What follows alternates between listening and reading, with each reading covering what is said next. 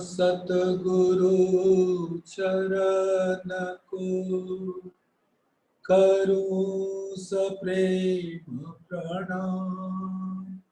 अशुभ हरन मंगल करण धनी सुदेव चंद्र जी नाम।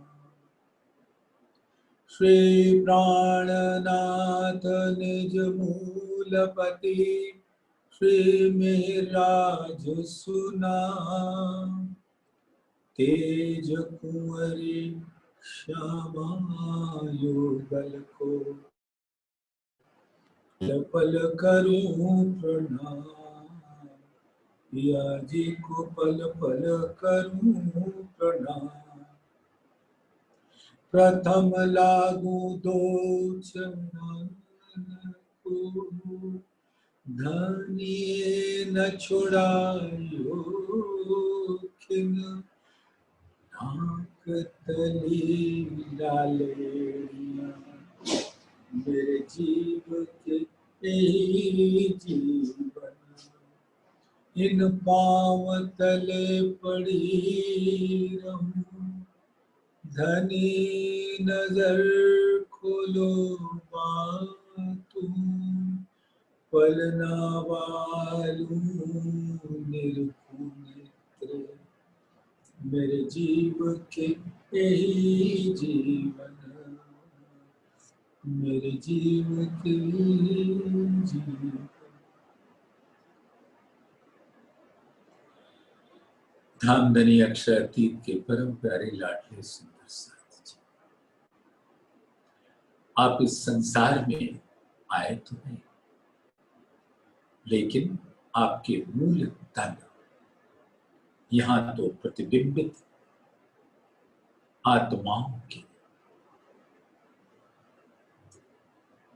इस नश्वर तन को धारण तो किया है, लेकिन धामधनी फरमाते हैं कि आत्मा इस तन में विराजी इस माया के खेल को देखने के वास्ते और अपने इश्क का निरूपण करने के वास्ते, लेकिन उनके मूल तन वहीं परम धाम में धामधनी के चरणों में बैठे और उन मूल तनों के चरण कमल अति कोमल है और ऐसे कोमल चरणों में मेरी आत्मा का प्रेम भरे दिल की सिजदा कबूल करे। प्रणाम जी। धामधनी की असीम अनुकंपा, प्यार, लाड़ और मीठी नजरें जब हम सुंदर साथ के ऊपर पड़ती तो उनकी नजरों से प्रकट होने वाले उस झरना रूपी सागर में हम झीलने लगते हैं। धामधनी की प्यार भरी नजर हम सब रूहों के ऊपर रहती है। कभी भी कोई भी आत्मा जिनके मूल तन परम धाम में है, वो धामधनी के नजर से एक क्षण के लिए भी अलग नहीं होते। सुंदर साथ धामधनी फरमाते हैं खिलवत ग्रंथ, मैं छिपा हूं तुमसे। सीधी बात हमसे कर रहे हैं, मैं छिपा हूं तुमसे, तुम्हें नजर मिले। तुम मुझे अपने नजरों से नहीं देख पाते, लेकिन मैं तो देख रहा हूं। तो मैं छिपा हूं तुमसे, तुम्हें नजर में ले। पाओ ना अर्स या मुझे, काहूं तरफ न पाओ ए। तो जब तक मेरे स्वरूप की पहचान न होगी तब तक तुमको न परम धाम पता लगेगा, न मैं पता लगूंगा, न अपने मूल स्वरूप की पहचान होगी। और इसी को कहते हैं मैं छिपा हूं तुमसे, तुम्हारे ऊपर एक ऐसा अक्षर के खेल का आवरण डाल दिया है। तुम अक्षर का खेल देखने आई हो ना, तो वो तो एक आवरण है आपके दिल के ऊपर, और इस कारण से तुम मुझे नहीं देख पा रही हो, लेकिन मैं तुम्हें कभी भी अपने नजरों से दूर नहीं करता। और आज फिर से वो बात तुम्हें प्यार से दोहराता हूं कि माया तुम्हें कभी सता नहीं सकती। धनी न दे में दुख तिल जेता। अब वो कैसे कि धाम धनी के सत अंग अक्षर ब्रह्म है, उनकी परम धाम में कोई लीला नहीं, लेकिन उनके दिल का स्वरूप अक्षर की वाहिदत स्वरूप योग माया के ब्रह्मांड में अक्षर की सुरता के द्वारा लीला होती।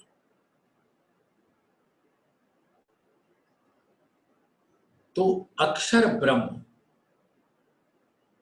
की लीला योग माया के ब्रह्मांड में होती है, अक्षरातीत की लीला परम धाम में,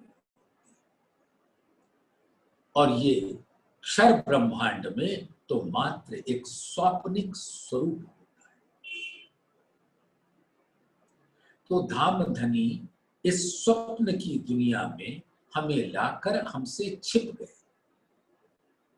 क्योंकि वो अक्षर ब्रह्म के खेल का आवरण, जिन्हें यहाँ के शब्दों में कहा जाता है माया का आवरण, तो छिप गए। लेकिन धाम धनी की मेहर भरी नजर हम रूहों के ऊपर हमेशा बरसती रहती है, और उस मेहर के अंदर उनके दिल का नूर भी बरसता है, और नूर के अंदर अनंत सागरों का जल होता है, यानी रस होता है और रंग होता है।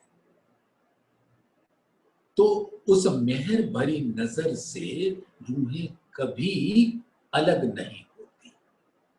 और जबराइल असराफील जो धाम धनी योग माया के ब्रह्मांड में अक्षर के दिल के प्रकट स्वरूप सत स्वरूप जो कहलाता है, उस सत स्वरूप ब्रह्म में जबराइल और असराफील ये दो बहुत बड़े फरिश्ते हैं, सबसे बड़े फरिश्ते। उनको ये काम दे देते हैं अपने हुक्म से। जब अक्षर ब्रह्म भी धामधनी के हुक्म के अधीन है, उनके हुक्म के बिना अक्षर ब्रह्म भी कोई लीला नहीं करते, तो जबराइल और असराफील की औकात क्या है कि वो स्वतंत्र रूप से कोई भी कार्य कर सके। उनके ऊपर भी अक्षरातीत का हुक्म चलता है। और जब धाम धनी की नजरों में उनकी रूहों की सुरता है, तो उनको किसी भी प्रकार का माया कष्ट ना देने पाए, और ये आदेश जबराइल को होता है। तो जबराइल तो कुछ नहीं करता, सिर्फ अपने प्राण प्रीतम अक्षरातीत के हुक्म का पालन करता है, और वो हर घड़ी हर पल आत्माओं की प्रदक्षिणा करता है। जहां पर भी वो आदमी का स्वरूप है, जिसके अंदर आत्मा विराजमान है, उस आदमी के हर घड़ी हर पल वो परिक्रमा करता है। चाहे वो अपने घर में हो, चाहे बाहर हो, चाहे कहीं भी हो। जैसे आप इस संसार में देखते हैं प्रधानमंत्री हो या राष्ट्रपति, वो अपने घर में भी है तो भी उनकी चौकस सिक्योरिटी उनके इर्द गिर्द रहती है, उनकी सुरक्षा के वास्ते। और वो कहीं भी जाए, देश में जाए, विदेश में जाए, वो घेरे रहते हैं उनको, जिससे किसी भी प्रकार का दुष्प्रभाव उनके ऊपर ना पड़ने पाए। इसी प्रकार से ये जबराइल इतना शक्तिशाली फरिश्ता है कि वो रूहों के इर्द गिर्द हमेशा रहता है, यानी हर घड़ी उनकी प्रदक्षिणा करता रहता है, उनकी वकीली करता है। यानी अगर उनसे कोई गलत कदम उठे तो रोक लेता है, नहीं उठ सकता। और उनके दिल को पाक साफ रखता है, यानी दिल के अंदर माया के षड विकार, काम, क्रोध, लोभ, मोह, मद, ईर्ष्या प्रवेश न करने पाए, बिल्कुल बचा के रखता है। माया तो जीव को पकड़ती है, उसके अंदर वो डालने का प्रयास करती है, लेकिन जबराइल उसके अंदर भी ये नहीं आने देता, क्योंकि उसके घर को आत्मा ने मानो किराए पे ले रखा। तो आत्मा जहां भी होगी जबराइल तो होगा ही होगा। और उसके दिल को पाक साफ रख के जागृत बुद्धि के द्वारा ऐसा सुंदर निज बुद्धि के ज्ञान को उसके दिल के अंदर प्रवेश करा देंगे। जागृत बुद्धि दे इन्हों को, जिनसे देखी लहरें बका हक। धामधनी के दिल से लहराते हुए उन सागरों की लहरें, झरना सब आत्माएं देख पाती हैं, रूहें देख पाती हैं, और उसके रस का पान कर सकती हैं, उनके रंगों के साथ अटखेलियां कर सकती हैं, क्रीड़ा कर सकती हैं, लीला कर सकती हैं। नूर भी मूल में उनका ही स्वरूप होता है। तो इस प्रकार से धामधनी अपने हुक्म से आत्माओं की पूर्ण सुरक्षा करवा देते हैं। तो कभी भी सुंदर साथ ऐसा ना सोचे कि वो इस भयंकर माया के संसार में वो अलग थलग है, वो धामधनी के नजरों तले है।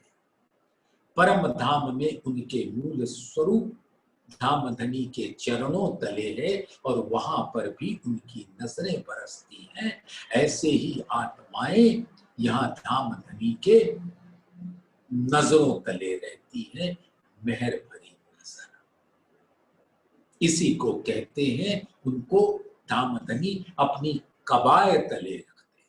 कबाए के अर्थ होता है गोद में, यानी बिल्कुल अपने करीब रखते। तो आत्माओं प्रसन्न हो जाओ कि धामधनी हर घड़ी हर पल हमारे साथ है। और जो जीव हमारे अंदर है, अब इस छठे दिन की लीला में जबराइल उसको भी इधर उधर नहीं जाने देगा, उसको निर्मल कर देगा। हमारे जीव के अंदर जो माया के षड विकार, जैसे अभी आपके सामने उसका वर्णन हुआ, काम, क्रोध, लोभ, मोह, मद, मत्सर, मत्सर मत्सर यानी ईर्ष्या। इसके आगे भी है द्वेष, छल, कपट, निंदा, घृणा, कुटिलता, दया विहीनता।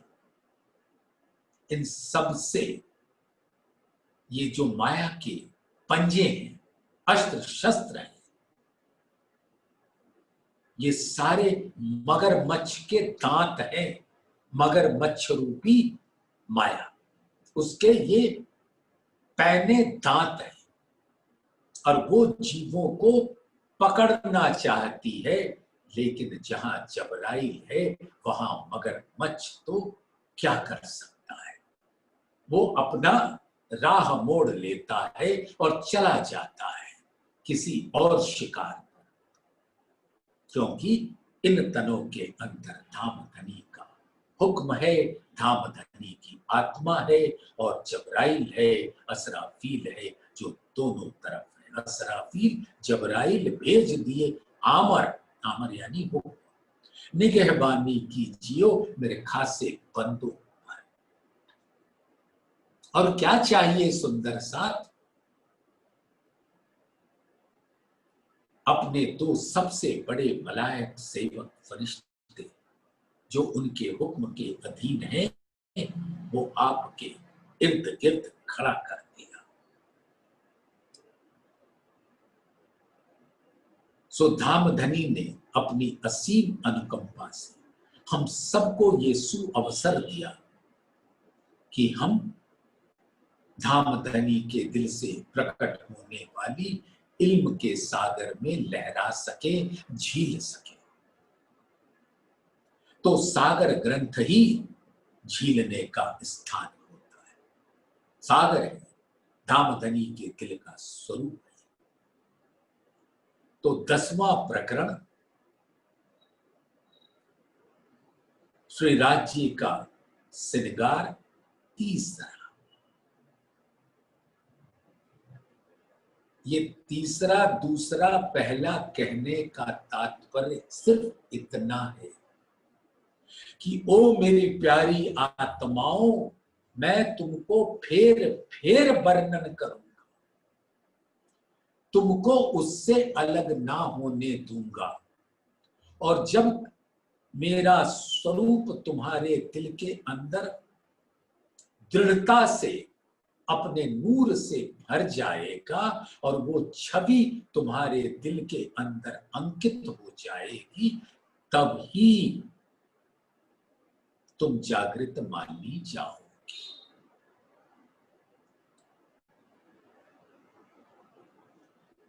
फेर फेर स्वरूप जो निरखिए, नैना होए नहीं त्रिपित, मोमिन दिल अर्स कहया, लिखी ताले ए निस्बत। अब धामधनी फरमा रहे अपनी रूह कि तुमको मैंने अपनी नजर में रखा हुआ है, अपनी कबाए तले रखा हुआ है, और सबसे बड़े 2 फरिश्ते आपके दाएं बाएं खड़ा कर रखा है, आपकी सुरक्षा के वास्ते, आपको पाक साफ रखने के वास्ते। और आपको जब आपका दिल साफ होगा तो वो दर्पण के जैसा होगा, और उसके अंदर मैं ही तो विराजता हूं, क्योंकि तुम्हारा दिल ही तो अर्श है। तो जैसा हमारे मूल स्वरूप है,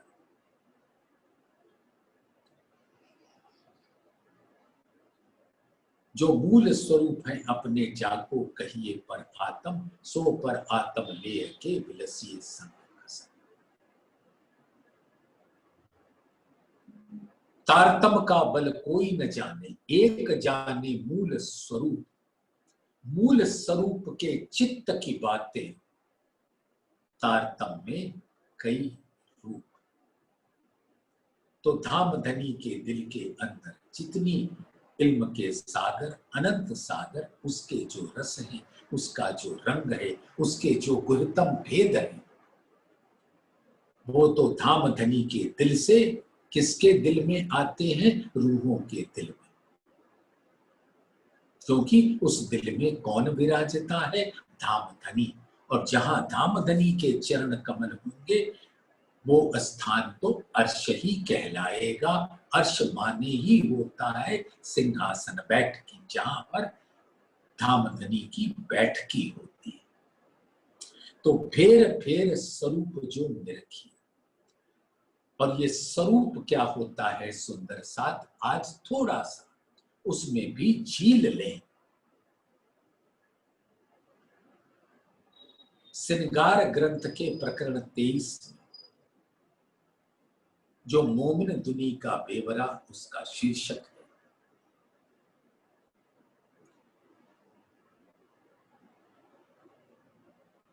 आशिक अरवा जो अर्श की।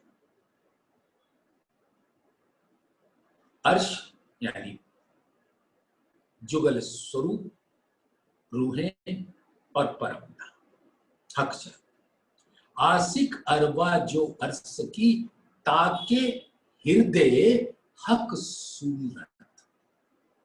निमख न न्यारी हो सके महबूब की मूरत।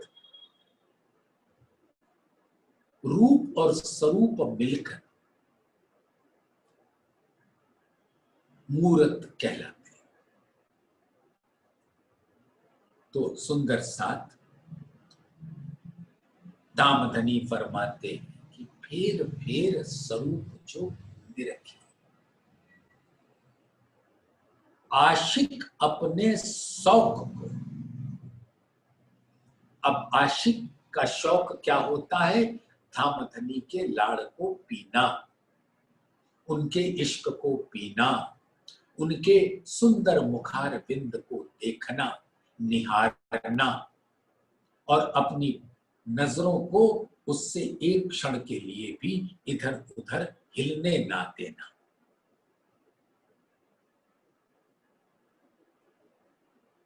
तो आशिक अपने शौक को विद विद सुख चाहिए। अब वो तरह तरह के लाड़ लज्जत लेना चाहता है। विद विद रूप स्वरूप के, रूप हकीकत को कहते हैं और स्वरूप मारिफत को कहते हैं। रूप तन को कहते हैं और स्वरूप दिल को कहते हैं। रूप से स्वरूप जुदा नहीं, स्वरूप से रूप जुदा नहीं। तो हकीकत और मार्फत दोनों को निरखते रहना ही इस संसार में आत्माओं का एकमात्र लक्ष्य है। उनके तन को अपने दिल में बसाना, उस रूप के शोभा को, और उनके दिल के अंदर जो अनंत रस हैं, जो उनके तन के संध संध से, अंग अंग से प्रकट होते हैं। अंग देखे जेते सूरत के, यानी इस रूप के, अक्षरातीत के रूप या आनंद अंग श्यामा जी के रूप या रूहों के अंगों का स्वरूप। अंग अंग से, अंग देखे जेते सूरत के, सो तो सारे इश्क सागर। और इश्क का क्या स्वरूप है? वही तो मार्फत का स्वरूप है। इश्क की इन तनों के द्वारा लीला होती है और उसका आनंद आनंद अंग श्यामा जी के अंदर पहुंचता है, यानी दिल के अंदर पहुंचता है। जिसने श्यामा जी के स्वरूप को ग्रहण कर लिया, उसने धामधनी के दिल को ग्रहण कर लिया। और जिसने धामधनी के तन की शोभा को ग्रहण कर लिया, उसने इश्क की स्वरूप को ग्रहण कर लिया। और जिसने परम धाम के आसमान को निहार कर अपने दिल में ग्रहण कर लिया, उसने हकीकत की लीला को मार्फत में होते हुए देख पाया। वो उसको भी ग्रहण कर लेता है। और जब आत्माएं इस प्रकार से साक्षात अक्षरातीत, साक्षात श्यामा जी और साक्षात परम धाम का नूरी लीला, हकीकत की लीला, धामधनी के दिल के प्रकट स्वरूप आसमान के अंदर होते हुए जब निहारती है तो निहाल हो जाती है और उसकी नजरें धामधनी के स्वरूप पर टिक जाती है। श्यामा जी के स्वरूप पर टिक जाती है, आसमान पर टिक जाती है।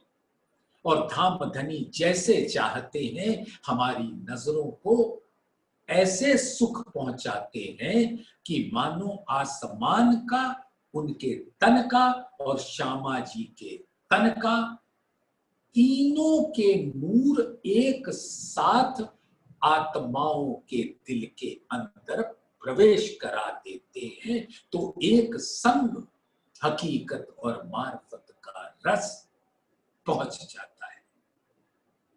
सुंदर साथ, आप अपनी महिमा को विचारो।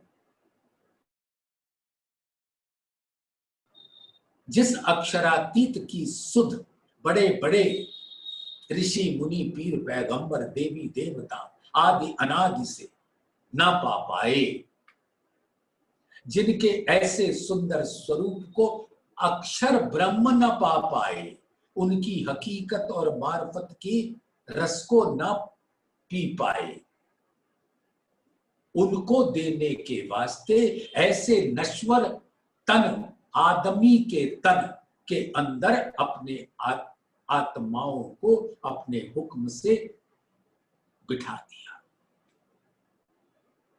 और ऐसा सुंदर इल्म की लहरें प्रवाह कर दी कि उन लहरों में झीलते हुए सुंदर साथ अपने दिल के नैन की नजर से जुगल स्वरूप के रूप स्वरूप को देखे, आसमान को देखे, और आसमान मार्फत है और परम धाम नूरी हकीकत का स्वरूप है, और वो नूर की लीला आसमान रूपी मार्फत में होती है। हर लीला धाम धनी के दिल में समाई होती है, लेकिन वो दिखती नहीं। इसलिए धाम धनी ने क्या किया कि उसको आसमान पर दिखा दिया, मार्फत के अंदर हकीकत की लीला को दिखा दिया। ऐसे स्वरूप को निरखने की बात है मार्फत और हकीकत। अक्षरातीत इश्क का तन, श्यामा जी आनंद का तन, दोनों नूरी तन, और नूर धामधनी का दिल है। और इसी नूर की स्वलीला अद्वैत का स्वरूप हम आसमान में देख सकते हैं। तो धामधनी ने अपने दिल को अनंत विस्तृत कर दिया कि मेरी रूह के नैनों से कुछ भी छूटने ना पाए। अगर इतने में दिखाते हो सकता छूट जाए, लेकिन ऐसा विशाल अनंत विस्तृत कर दिया कि तुम कहीं भी देखो मेरा हकीकत की लीला, स्वलीला अद्वैत की लीला मेरे मूल अद्वैत दिल रूपी आसमान में तुमको दिखती रहेगी। तुम कतई उसको मिस नहीं करोगे, तुमसे छूटेगा नहीं। और जुगल स्वरूप भी तुम्हारे दिल में शोभा बस जाएगी, वो नूरी शोभा, इश्क की शोभा, आनंद की शोभा। तो फेर फेर स्वरूप जो निरखिए, इस पहले चरण के अंदर धामधनी ने इतना गुह्य भेद डाल दिए हैं कि उसकी परतों को खोल के आपके दिल को देखना होगा जागृत बुद्धि के द्वारा। जागृत बुद्धि आपको दे दी, जागृत बुद्धि दे इन्हों को जिनसे देखी लहरें बका। तो लहरें बका हक क्या है? जो अभी जुगल स्वरूप, परम धाम और आसमान, हकीकत और मार्ग।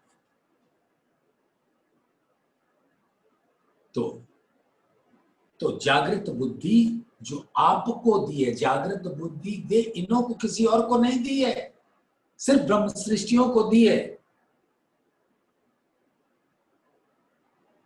तो आप अपनी महिमा का अनुमान तो लगा लो। आप अकेले ऐसे वारिस हो जो जिसको धामधनी ने अपने दिल का अनंत सागरों का स्वरूप दिखाने के वास्ते आपको अपने हुक्म से जागृत बुद्धि प्रदान करती। अब ये आपकी महिमा नहीं तो और क्या है, क्योंकि आप ही असल धामधनी के स्वरूप के वारिस हो।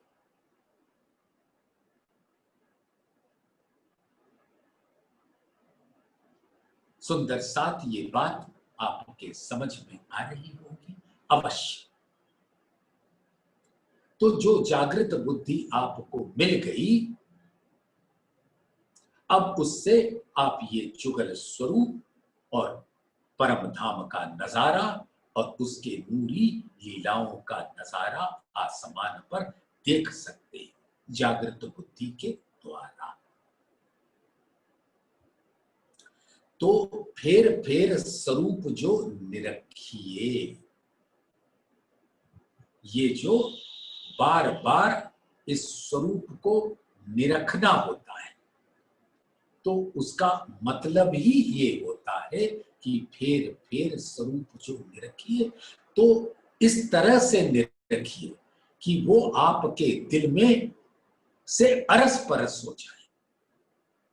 आपका दिल है तो वो स्वरूप है, दिल नहीं तो वो स्वरूप नहीं। और आत्मा का दिल तो अखंड है, अविनाशी है, खिलवत है, और उसके अंदर ऐसा सुंदर हकीकत और मार्फत का स्वरूप विराजता है। और आप अपने ही दिल के अंदर फेर फेर स्वरूप जो निरखिए, और ऐसा सुंदर स्वरूप नैना होए नहीं त्रिपित। त्रिपित यानी अघाता नहीं। जैसे यहाँ के बड़े प्यार भरे उदाहरण से एक बात कहता हूं।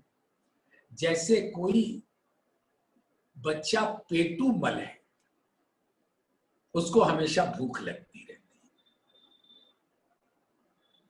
और विध विध की मिठाइयां, विध विध के व्यंजन वो कितना भी खा ले, उसके नैन कभी तृप्त नहीं होती। वो हमेशा उसको देखते ही रहना चाहता है। पेट चाहे तन चाहे भर जाए, लेकिन दिल नहीं भरता। तो ऐसे ही वो स्वरूप जब आत्माएं देखती हैं, तो उनका दिल नहीं अघाता, दिल तृप्त नहीं होता। क्योंकि अगर दिल तृप्त हो जाए, तो या तो वो व्यंजन नहीं या वो पेटू नहीं। अगर तृप्त हो गया तो या तो वो आत्माएं नहीं या वो जुगल स्वरूप और हकीकत मार्फत नहीं। तो कभी भी अपने दिल में शंका ना रखना, क्योंकि अगर आत्मा का है, जो रूह कहावे अर्स की माहे बका खिलवत, सो जिन खिन छोड़े स्वरूप को कहे उम्मत को महामत। धामधनी इंद्रावती के दिल में बैठकर अपनी परम धाम की रूहों को कह रहे, जो रूह कहावे अर्श की। आप सभी क्या कहेंगे कि आप अर्श के नहीं? तो आपके अंदर ये दृढ़ता है कि आप परम धाम के स्वरूप हैं, आपके मूल तन परम धाम में हैं। जो रूह कहावे अर्श की माहे बका खिलवत, बका यानी अखंड। धामधनी के दिल को बका कहते हैं, वो मार्फत है, और परम धाम वो भी बका हकीकत है। तो एक खिलवत परम धाम है, दूसरा खिलवत दामधनी का दिल है। माहे बका खिलवत, यानी आपका स्वरूप या तो हकीकत में हो या मार्फत में हो। सो जिन खिन छोड़े स्वरूप को, उसके दिल से ये सुंदर स्वरूप एक क्षण के लिए भी अलग नहीं होता। कहे उम्मत को महा, अपनी संगी आत्माओं को महामती जी डिंडिम घोष के साथ पूरी दृढ़ संकल्प के साथ पुकार रही है। पुकार पुकार कहे महामत, ऐसा सुंदर उद्घोष कर रही है इस ब्रह्मांड के अंदर, जिसकी आवाज सिर्फ आत्माओं के श्रवण अंग तक पहुंचती है, जिससे उनके दिल में पहुंचती है। बाकी सृष्टियां तो सुन भी नहीं पाती। जैसे बांसुरी की ध्वनि सिर्फ ब्रह्मात्माएं पाई थी ब्रज में, जब रास से बांसुरी की आवाज सुनाई पड़ी। उनके सास सासुड़ी, ननद, सास ससुर, देवर, ननद, किसी ने नहीं सुना, लेकिन आत्माओं ने सुन लिया। तो वो डिंडिम घोष, उद्घोष हो रही है, वो आवाज लगाई जा रही है इस ब्रह्मांड के अंदर। सो जिन खिन छोड़े स्वरूप को, तो जिस फेर फेर स्वरूप जो निरखिए, ये आत्माओं को धामधनी स्वयं महामती जी के अंदर बैठकर कहला रहे हैं कि ऐसे सुंदर स्वरूप को बस देखते रहो और तुम्हारे आत्मा के दिल के नैन कभी भी अघाए नहीं, तृप्त ना हो। बस आत्मा का दिल तो ऐसा हौज कौसर है जिसके अंदर आठों सागरों का रस महानद से होते हुए, पोखराज पहाड़ से होते हुए, जमुना जी से होते हुए निरंतर हौज कौसर में आता है, और हौज कौसर से फिर महानद में जाकर आठों सागरों के साथ अरस परस हो जाता है। तो आत्मा के दिल में जब वो हकीकत और मार्फत का स्वरूप का रसपान होता है, वो निहारती है, तो वो निरंतर पैदर पे वो स्वरूप अटखेलियां करता हुआ अपने अनंत रंग और रस के साथ उसके दिल में आ जाता है, और उसका दिल कभी भरता ही नहीं, क्योंकि धामधनी बैठते हैं ना उस दिल में, और धामधनी के दिल ही तो अनंत सागर है। आत्मा के दिल में आया और फिर वो सागर में, फिर सागर से आया आत्मा के दिल में, फिर आत्मा के दिल से सागर में, ऐसे ही चलता रहता है। तो आत्मा तृप्त कैसे होगी?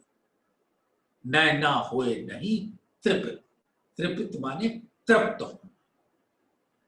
तो जैसे अभी उदाहरण दिया था कि पेटू मल का, उनका पेट भर जाए लेकिन दिल नहीं भरता। तो जीव तृप्त हो सकता है, लेकिन आत्मा तृप्त नहीं होती, क्योंकि आत्मा धामधनी के उस दिल का स्वरूप है जो पर आत्मा का स्वरूप है। तो आत्मा तृप्त नहीं होती। हाँ, जीव को निद्रा भी आती, उसको माया के भी काम करने हैं इस तन के द्वारा। तो वो थोड़ी सी चितवन करके तृप्त हो जाता है, चलो भाई आज का तो काम पूरा हुआ। तो जीव तृप्त हो सकता है, पेटूमल है ना, उसका पेट जो है वो भर जाता है, फिर अगले दिन लेगा। लेकिन आत्मा जो दिल है, उसकी उस सुंदर व्यंजन से, व्यंजन यानी दामदनी के स्वरूप से और आसमान के स्वरूप से कभी नजर हटती नहीं। ऐसा कौन आशिक होगा जो अपने माशूक से नजर हटा ले? तो वो आत्मा का दिल कभी भी तृप्त नहीं होता। मोमिन दिल अर्स कहिया, लिखी ताले ए निस्बत। ये निस्बतियों के यानी परम धाम की अंकुरियों के, परम धाम से उतरी हुई आई हुई पर आत्म की सुरताएं रूपी आत्माएं, प्रतिबिंबित आत्माएं, उनके वही तो वारिस हैं दामदनी के दिल के। जैसे बेटा बाप का वारिस होता है, उसको बिना कुछ किए ही बाप का हर संपदा, न्यामतें, निधियां सब मिल जाती हैं बिना कुछ उद्यम किए हुए, क्योंकि वो तो बेटा है। ऐसे ही धामधनी के नूर अंग है, आत्माएं उनके दिल का ही अंग है। तो उनकी यही तो निस्बत है, इसीलिए वो वारिस हैं धामधनी के दिल के खजानों की, और उनके ही भाग्य में वो खजाना लिखा है। इसलिए उनका दिल अर्श होता है, क्योंकि ऐसे सुंदर स्वरूप को जब आत्माएं अपने दिल में रखती हैं तो धामधनी जुगल स्वरूप के चारों चरण कमल दिल रूपी नूर की चौकी पर आकर विराजमान हो जाते हैं, और वो दिल खिलवत का स्वरूप हो जाता है। दिल ही तो खिलवत होता है, और वो खिलवत जहां कोई और नहीं होता, प्राण प्रीतम अक्षरातीत ही अपनी आत्माओं जो उनके ही स्वरूप हैं उनके साथ विराजित है। चाहिए निस दिन हक अर्स में और इत हक खिलवत। तो मोमिनों का दिल अर्श होता है, यानी कि ब्रह्म सृष्टियों का दिल तो परम धाम से ही अर्श है। यहां तो एक माया का आवरण पड़ा था, जो अक्षर का खेल देखने आए थे। अब धामधनी में जबराइल, असराफील और अपना इल्म देकर उस पर्दे को हटा दिया। तो और हमारा दिल तो खिलवत परम धाम से ही है, खिलवत में ही तो हक हादी अर्स मोमिन, सो तो पहले हक दिल माए।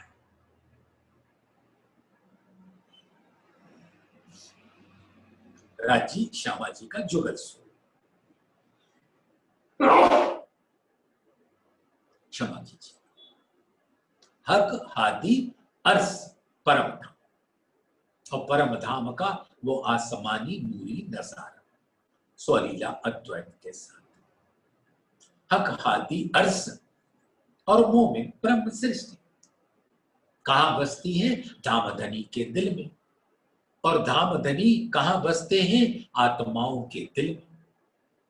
और जो पर आत्म के दिल में बसते हैं तो उनके प्रतिबिंबित स्वरूप आत्माओं के दिल में बसते हैं, और वो आत्मा का दिल हुक्म ने धारण करके इस तन के अंदर, जो आदमी का तन है, उसके अंदर विराजे। तो प्रत्यक्ष में कह देते हैं, ना तो हक आदमी के दिल को अर्श कहें क्यों कर, तो उसके दिल को अर्श बनाते हैं। तो न तन का दिल अर्श होता है, ना जीव का दिल अर्श होता है, आत्मा का दिल अर्श है। तो आत्मा क्योंकि आदमी के तन को घर बनाकर बैठी है, जीव से किराए पर लेकर, तो उस आत्मा के दिल को अर्श कहते हैं। तो चाहिए निस्दिन हक अर्श में और इत हक खिलवत, हर घड़ी हर पल वो खिलवत का स्वरूप। सुंदर साथ आप अच्छी तरह जानते कि एक क्यों होए बिना निस्बते इत ही हुई वाहिदत, निस्बत वाहिदत एक है तो क्यों जुदी कहिए खिलवत। तो निस्बत कौन? रूहें। एक क्यों होए बिना निस्बत, ये निस्बत के बिना तो कुछ भी नहीं होता, क्योंकि वही वारिस है और उनका ही दिल का संबंध है अपने प्राण प्रीतम अक्षरातीत नूर जमाल के दिल से। एक क्यों होए बिना निस्बते इत ही हुई वाहिद। तो दिल क्या है? वाहिद है, और उस वाहिद की लहरें ही हकीकत रूपी वाहिदत के स्वरूप है, इसीलिए वो हक की वाहिदत कहलाते। एक क्यों होए बिना निस्बते इत ही हुई वाहिदत, वो वाहिदत की लहरें कहाँ है? इन निस्बतियों के दिल में। निस्बत वाहिदत एक है, जहां वहदत है वही निस्बत है और वही इश्क है। श्री महामत कहे ए मोमिनो ए निस्बत इश्क सागर। तो सुंदर साथ आपने दिल के अंदर धारण किया कि एक क्यों होए बिना निस्बते इत ही हुई वाहिदत, निस्बत वाहिदत एक है तो क्यों जुदी कहिए खिलवत। तो जहां निस्बत है, असल निस्बत, जहां वहदत है, जहां आशिक माशूक है, वही तो खिलवत का स्वरूप है। और ये सारी लीला धामधनी के दिल रूपी मार्फत में होती है, जहां हक हाथी और समोमिन बसते हैं, वही तो असल मूल मिलावा है और उसी का स्वरूप आसमान है। और वहां पर हकीकत की लीला आप निहार सकते हैं। दिल मोमिन तो अर्स गया, जो इन दिल में हक बैठक। अब मोमिनों का दिल अर्श क्यों कहा? क्योंकि उनके अंदर धामधनी अपनी अनंत संपदाओं निधियों नामतों के संग विराजते हैं। दिल मोमिन तो अर्श कया, जो इन दिल में हक बैठक। तो इत जुदागी कहाँ रही, जहां हक आए मुतलक। तब आत्मा के दिल से धामधनी कहाँ अलग रह सकते। ये तो उनके बस की भी बात नहीं।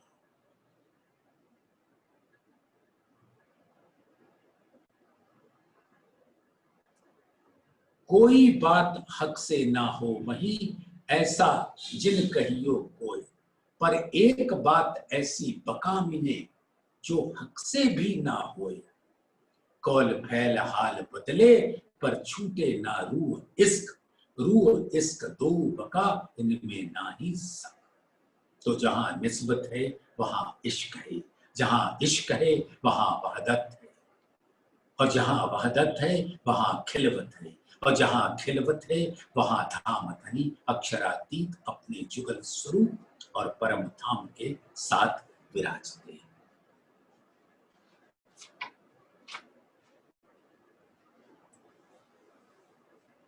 चाहिए निस्दिन हक अर्श में और इत हक खिलवत, होए निमक न न्यारे इन दिल।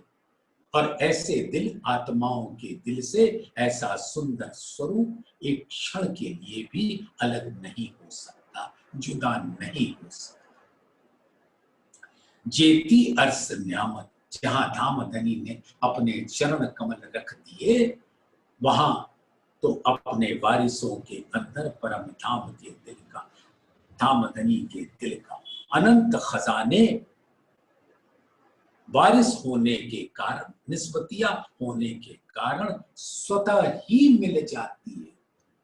उन्होंने कोई उद्यम नहीं किया, क्योंकि इसके वारिस मात्र वही है, ब्रह्म सृष्टि। आत्मा जो जीव है उसको भी उसका दीदार हो जाता है, लेकिन वारिस तो वही है जो परम धाम की आत्माएं हैं, अंकुरी है। आप तो अपनी आत्म दृष्टि से परम धाम के ऐसे सुंदर स्वरूप को निहारें। भूल जाओ जीव क्या करना है, क्योंकि जीव के ऊपर इस छठे दिन की ऐसी मेहर धामधनी ने ऐसा हुक्म कर दिया, जब हक करे मेहरबानगी, जब मत ये मत सोचिएगा कि वो जब कब आएगा, बताओ, जब हक करे मेहरबानगी तब इनविद होए हुक्म, एता बल रूह तब करे जब उठाया चाहे खस। यहां दो बार जब और जब होगा तो ये तब होगा। तो ये जब और तब छठे दिन की लीला में प्रकट होगा। पांचवें दिन की लीला में जब ये चौपाई नाजल हो रही थी, तब उन्होंने बताया कि जब हक करे मेहरबानी, कब करेंगे, जब छठे दिन की लीला जो असली जागनी का स्वरूप होगा, जहां सभी आत्माओं को सामूहिक रूप से धामधनी स्वयं इंद्रावती के दिल में बैठकर जागनी करेंगे और कई ब्रह्म सृष्टियों को परमहंस का स्वरूप देकर, सदगुरु का स्वरूप देकर उनके द्वारा जागृत करेंगे। ऐसी छठे दिन की, तो वो जब यानी छठे दिन, तो छठा दिन तो चल रहा, तो जब हक करे मेहरबानगी तब इनविद होए हुक्म। तो जब धामधनी की मेहर बरस रही है, तो ऐसी मेहर बरस रही है तो हुक्म भी उसके साथ बरसता है। एता और तब उस हुक्म और मेहर को लेकर आत्मा के दिल में वो स्वरूप जिसको देखकर वो तृप्त नहीं होती, एता बल रूह तब करे जब उठाया चाहे खसम। तो वो जब छठे दिन की लीला, तो छठे दिन की लीला ही इस प्रकार से हो रही है कि उनका हुक्म हो गया है कि अब आत्माओं को जागृत करो और सातवें दिन की लीला में पर आत्म को खड़ा कर दो। आत्माएं छठे दिन में जागृत होंगी और सातवें दिन में पर आत्म जागृत।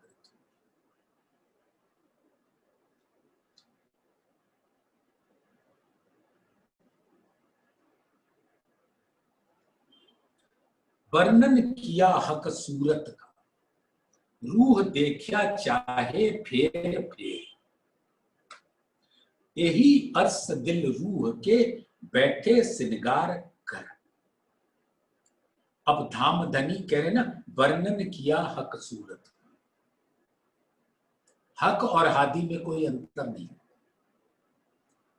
इसके पहले दो बार राजी का सिनगार, दो बार श्यामा जी का सिनगार, और उस सिनगार में अंग अंग का वर्णन है और हर अंग से इश्क की लहरें बहती, और वो इश्क ही तो उन अंगों का सिनगार हो जाता है और वस्त्र और भूषण के रूप में प्रकट होता है। तो दो बेर धामधनी ने अपने ही हुक्म से इंद्रावती को हुक्म देकर अपने स्वरूप का, रूप का वर्णन करा दिया। दो बेर अपने दिल के मार्फत स्वरूप श्यामा जी आनंद अंग का वर्णन करा दिया और फिर अपने स्वरूप का तीसरी बार वर्णन कर रहे हैं, वो मोहर लगाने के वास्ते आत्माओं के दिल पे कि अब ये तुमसे कभी अलग ना हो। जैसे एक लिफाफा बंद किया जाता है तो उसमें गोंद लगाई जाती है, फिर उसके ऊपर लाख लगाई जाती है। तो दो बेर वर्णन करके गोंद लगा दिया, लाख लगा दिया, अब एक अपना तीसरा श्रृंगार रूपी मोहर लेके उस लाख पर लगा दिया कि अब ये लिफाफा खुलेगा नहीं और ये स्वरूप आपके दिल में अंकित रहेगा, क्योंकि इस लिफाफे यानी आत्मा का दिल ही वो लिफाफा है जिसके अंदर अनंत खजाने भरती है। तो वो खजाना उस दिल से कभी अलग ना होने पाए। इसलिए वर्णन किया हक सूरत का, रूह देखा चाहे फेर फेर। और इस प्रकार से उसका वर्णन करते जाते हैं कि रूहों का दिल वही अटक जाए,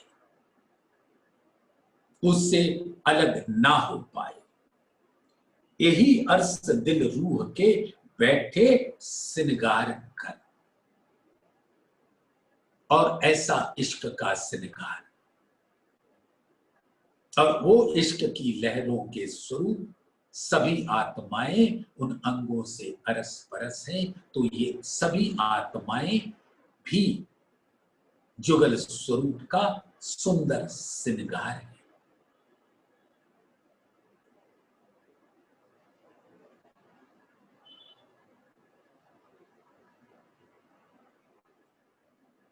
अब निस्दिन रूह को चाहिए फिर सब अंग देखे नजर, अपने दिल के नजर से। क्या चाहिए? अब निस्दिन रूह को चाहिए। आप आत्मा है ना परम धाम की, तो आपको यह आदेश दिया जा रहा है, किसी और को नहीं बताया जा रहा है, हमको आपको बताया जा रहा है वाणी के द्वारा। अब निस्दिन रूह को चाहिए फिर सब अंग देखे नजर। पहले श्रृंगार में देखा, फिर श्यामा जी के श्रृंगार में देखा, फिर दूसरे श्रृंगार हक के स्वरूप को देखा, फिर दूसरा श्रृंगार श्यामा जी के स्वरूप में देखा। अब तीसरी बार राज्य के श्रृंगार को देख रहे, पक्का कर, मोहर लगा। अब निस्दिन रूह को चाहिए फिर देखे नजर। अब रूह के नजरों से, आत्म दृष्टि से वो एक क्षण के लिए भी, एक पल के लिए भी अलग ना हो। उसका नूर और आत्मा के दिल के नैन की नजर की किरणें एक हो जाती है। सूरत छवि सलू की देखो भूखन अंग वस्त्र। और धामधनी के जुगल स्वरूप की जो छवि है, सुंदरता है, बनावट है, और उसके अंगों के की जो सौंदर्य है, वस्त्र और आभूषण, इस सारे इश्क के स्वरूप हैं, इश्क के सागर के स्वरूप हैं, जो अंग अंग से, बंद बंद से, संग संग से प्रकट होते हैं, लहराते हैं। सूरत छवि सलू की देखो भूखन अंग वस्त्र। अब आत्मा के दिल के नैन की नजर से सुरता अपनी परम धाम में ही रखो और उनके सुंदर स्वरूप को पीते रहो। और तृप्त मत होना, तृप्त होना जीव का काम है। आप तो हमेशा अतृप्त ही रहोगे, देखते रहोगे और अतृप्त रहोगे। श्रृंगार किया सब दुल्हे, वस्त्र या भूखन, अब बखत हुआ देखन का, देखो रूह के नैनन। सुंदर सा धामधनी ने अपना श्रृंगार इश्क के नूर के रंगों से कर लिया। जैसा आसमान में दिखता है ना, उनके दिल का मार्फत स्वरूप और उसके अंदर नूरी लहरें, किरणें, तरंगे, परम धाम के अनंत स्वरूप। हक हादी अर्स मोमिन, सो तो पहले हक दिल पाए, और वो हक दिल आसमान है, तो ये ऐसा नूरी स्वरूप वहां प्रकट होता है। और उसको देखने का अधिकार मात्र ब्रह्म सृष्टि आत्माओं। श्रृंगार किया सब तुल्हे, ऐसे नूरी श्रृंगार अनंत सागरों के रस से सजी हुई। ऐसा मेरे दुल्हा का अंग अंग है, मुखार विंद है,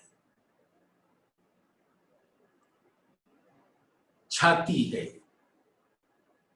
बाजू है, पेट, बासली, कमर, चरण कमल, गौर उज्ज्वल गहरी लालक लिए हुए, तली, लाख, एड़ी, घूटी, फना, ये सारा स्वरूप धामधनी का नूरी श्रृंगार है। श्रृंगार किया सब दुल्हे, वस्त्र या भूखन, और ऐसे सुंदर स्वरूप के अंगों की शोभा ऐसे प्रतीत होती है जैसे धामधनी अनेक वस्त्र और आभूषणों से सजे हुए हैं, और वो सब धामधनी के अंगों का स्वरूप है जो नूरी है। और वो सारे वस्त्र और आभूषण अंगों की शोभा है और आत्माएं हैं, क्योंकि धामधनी का हर अंग आत्मा का स्वरूप है, और ये आत्मा ही तो धामधनी का श्रृंगार होते हैं। श्रृंगार किया सब दुल्हे, वस्त्र या भूखन, अब छठे दिन की लीला में अब बखत हुआ देखने का। अब देखो ना, वाणी आ गई, सतगुरु आ गए, श्री जी साहिब जी मेहरबान, हम सबके ऊपर कृपा के अनंत लहरें बरसा रहे हैं। उन नूरी नजरों में, उन नूरी महर के सागर की लहरों में झीलते हुए, उस सुख सागर में झीलते हुए अपने मूल स्वरूप का दीदार करो। धामधनी के मूल स्वरूप का दीदार करो। अब बखत हुआ, छठे दिन की लीला में अब बखत हुआ देखने का, देखो रूह के नैनन, यानी कि आत्मा के दिल के नैन की नजर से देखो। देखो रूह के नैन, रूह तो दिल को कहते हैं ना, धामधनी के दिल का ही प्रकट स्वरूप आत्मा है, रूह है, और उस दिल के नैनों से देखो। और धामधनी ने उसके अंदर अपने नैनों से मेहर भरी नजर डाल दी, तो आत्मा के दिल के नैन तो धामधनी के दिल का स्वरूप हो जाते हैं, और उसके अंदर धामधनी की मेहर की नजर आ जाती है। तो अब आत्माएं उस मेहर की नजर से परम धाम के ऐसे सुंदर स्वरूप, जुगल स्वरूप और परम धाम के स्वरूप, आसमान के स्वरूप, नूर के स्वरूप को देखती रहे, अपने दिल में उसके रस का पान करती रहे, और कभी भी अघाए नहीं, कभी भी तृप्त ना हो। तो सुंदर साथ इसी चौपाई को, जो पांचवी चौपाई है श्री राज जी का श्रृंगार, तीसरे का, श्रृंगार किया सब दुल्हे, वस्त्र या भूखन, अब बखत हुआ देखन का। देखो रूह के नैनन, देखो रूह के नैनन। बोलिए श्री प्राणनाथ